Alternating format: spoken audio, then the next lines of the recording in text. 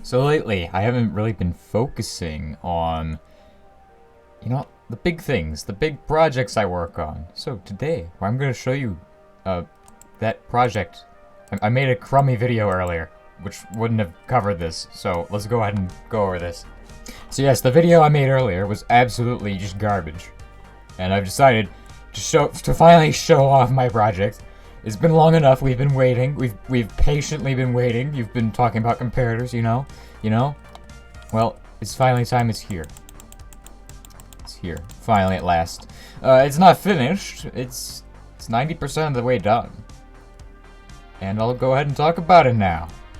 So I've learned from my previous failures and, designs. I've also included some things that I hinted at in a previous design. That was 2 iterations ago. It was a while ago that I hinted at actually adding these final 2 logic gates that we would need to have a functioning system. Of course, we could have, save A and B functions, we could have added that. But it's too late now. It's too late for that to happen. So, instead, we just have most of the 16 gates. We have the 14 logic gates that are most essential, and then we have an adder. Now, I have not included a subtraction module, and I could include one, technically. I mean, I really could, and I really should. Should I? Should I really include a subtraction module? I don't know. I don't think so. Anyway, I got the multiplexers done. They're doing wacky stuff. You can just flip these. Oh crap, that's gonna cause the whole thing to... Anyway, as you can see, the whole thing uses instant repeaters. It just makes it so fast. I mean, look at this. Just instant, so fast. Good. As far as the RAM and registers go, we only have like 1 register right now, but we're gonna add another one. And it's gonna be the, B register. So I'm planning on having A and B registers. So A is gonna, go into the A input, and B is gonna be the other one. So there will be a register selection option, which is gonna be included in this demultiplexer here. As you can see, it kind of switches up what's going through which line. For example, I believe it's switched to AND right now, or it's adding some numbers together. Oh, well, no wonder it's doing that. Let's flip this. So let's go ahead and try to do a cycle where we just save a quick bit of data. First, we're going to start with the inputs, and actually making sure everything is turned off over on this first register. So I can actually make this thing run on just 1 register perfectly fine. The second one is going to actually allow us to save 2 numbers and use them individually in the same process. Basically, I'll be able to take 2 inputs and then add those 2 inputs together, or 2 things to those 2 inputs. So let's begin with my favorite one ever. My favorite way of testing to make sure things are working is just to go ahead and do, you know what, like, I guess A plus B. A plus B, we'll use mathematics, which is running right now. So this line is currently on, and we will save that into this register. So we'll go ahead and hit the save button, which is this switch here.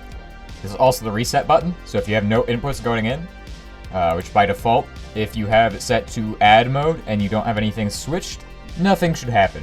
You should just delete all the data on the save. Of course, here we go. We got only this one's active, which is how we want it to be. Then we hit the read command, and then that instant repeater line is just gonna fire. Boom. Look at that. And now, I forgot the redstone dust. Look at me go. I'm a fool. Okay, here we go. So now that's going back into the system, which is interesting. So that means the next iteration will be a carryover of that. Of course, it's going into it's not even getting inputted back into the system. So that's the issue right now. Now, over my previous design, I did actually include subtraction, and it was as easy as just adding a few XOR gates at the beginning of everything. And I mean, it looks complicated, but these are all just the same gate. They literally just do the same thing, okay? all they do is invert what we have. So all the zeros become ones and all the ones become zeros. And then the idea is that you add a 1 to it, which you can do with the carry in command. So in theory, what we do is the exact same thing. So I got my lane blanche, and I got my redstone torches. And it's time to make some XOR gates. So this is the start of all my XOR gates. I'm actually building them backwards. I mean, it's easier to do it this way, honestly. I feel like it'd be easier to do it this way. Because the simplest parts are out in the front, because all you got is this torch underneath 2 pieces of redstone dust, which goes into the circuit. So by default, these will basically all be on right now, because it's just a power supply. But once we add the next part of the logic, it will not all be on. And you can hear all the pistons just instantly go. Holy crap. This is the power of instant repeaters. And now we're going to turn them all off using this. And then on top of that, we're going to add another one, which is going to be on. Technically, it should be on, but no, these guys are going to power it off. So it will be off. Yeah, I don't think I've ever actually built an ALU technically. I've built an addition logic unit. It only does addition and logic. Don't ask what that sound is. That's a very, very amazing sound behind me. It's just like the sound of all the pistons moving. Like every single piston, this thing just goes all at the same time. And all we need to do is put down some repeaters here. And there we go. So now what I'm going to do is I'm going to add 2 lines of redstone that actually tell these things when to invert the number. And that's what we're doing. We're actually inverting the number because these are just like a toggleable inverter. So in theory, if I add this, and if I had this, then if I turn all of these on, these all will become 1, but these guys will go back to nothing. So that's the idea of how we flip it easily. I mean, it makes the computer a little bit longer, but this thing isn't exactly huge. This thing is actually really tiny, and I'm very proud of how small this computer is. It's a very impressive size. I mean, it could be, you know, it could be like that thing over there. If things are gonna fail, you might as well make them small, so that way if they fail, they're not as big of a failure. You know what I mean? This thing was a big failure. And I think we'll end. You know, as much as I want to like set this thing on fire, just because something tells me that if I do that, people won't really like that. Because you know, it's my machine, not yours. You can't tell me not to burn my machine down. But I'm not gonna burn it down because I don't want to make anybody angry about me burning it down. But that's just how I feel about it. I just like want to go over there with a flint and steel and then just be satisfied that it doesn't exist anymore. That's beyond the point. I think this is supposed to be about redstone computers, not about how much I hate my previous design for a redstone computer. But I always, in every single here's the thing. In every single redstone computer video, I always talk about how much worse the other ones were. I don't understand. Like, why is this a common topic in every single episode? But okay. Like, this thing isn't huge at all. You could totally, like, build a base around this thing, and nobody would know. Like, certainly. This is just like this is the best base, best computer ever. You could, like, literally make this into your base, in fact. Like, imagine building a base inside of a computer, a redstone computer. That'd be just so great. Okay, I'm adding in the A and B inputs now. Alright, so what we need to do is we need to flip all of these, but only for specific bits. So we're gonna use some lane rose and some lane blue clear. Yeah, kind of probably butchering all of these. Okay, but we're just gonna make like a giant wire that just goes across, and it's really simple. Okay, and now all we have to do is get some repeaters on these things. I think we need one about at this point, and then at this. Oh man, I did need one at this point. What if I could? Oh man, I can't drop it down. Well, I guess I'll just slap one of those there. It'll make it really slow. You know, I did talk about how I hate repeaters at one point. If you want to know why, it's because they make everything slow. They just make it all slow. Like, they're not fast at all. I mean, I guess that's helpful for some things, but like for building computers, it's kind of bad. It makes things kind of awful. Okay, here we go. So, only one of these should be negative at a time. Unless we want to add two negatives together. But then what's the point? That's just the same as adding two numbers together. So that's why this is what we don't do. You see? Because I don't actually know what would happen if we did that. But anyway, now all these guys are inverted. All of the blue bits are inverted.